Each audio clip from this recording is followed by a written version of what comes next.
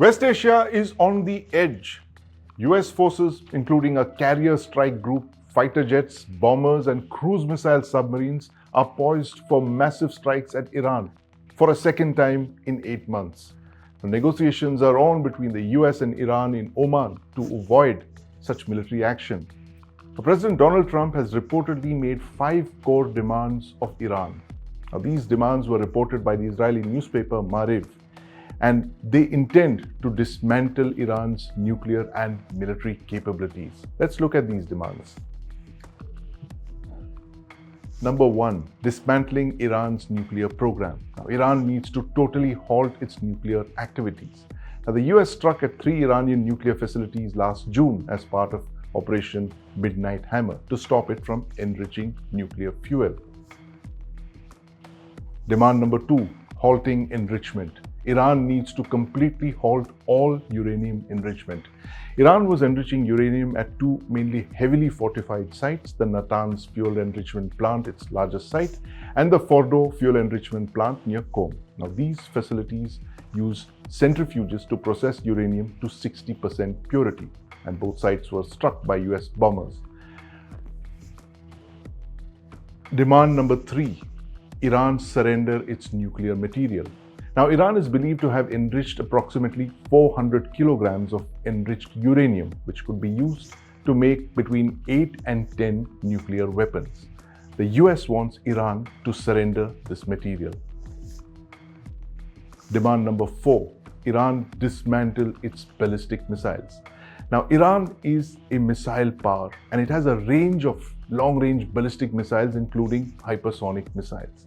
Now, over the years, it has supplied hundreds of ballistic missiles to its allies in the region, like the Houthis in Yemen, who use them to strike at merchant shipping in the Red Sea.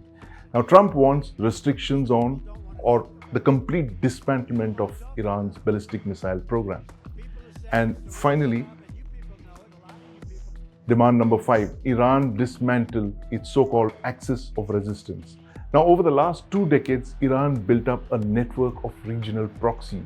The Houthis in Yemen, the Hezbollah in South Lebanon, Hamas in the Gaza Strip, and Kataib Hezbollah in Iraq. The US wants Iran to halt support for all of these armed groups. Now, all of these 5 demands are a maximalist position, and the US has literally put a gun to Iran's head to negotiate. Now, Iran could agree to some of these provisions, like halting nuclear enrichment. It's done so in the past, a decade ago, under the Joint Comprehensive Plan of Action. But other demands might prove to be unacceptable to Tehran. Now, Iran, for instance, cultivates the ring of proxies like the Houthis and the Hezbollahs for reasons beyond just the fact that they are Shias. And Iran is, of course, the world's largest Shia country. These proxies form the outermost periphery of Iran's defense, engaging Iran's enemies before they can strike at Tehran. Now, the demand to dismantle ballistic missiles is possibly the toughest of all of these 5 demands, because let's be clear, Iran has virtually no air force. It compensates for the lack of air power with an enormous ballistic missile force.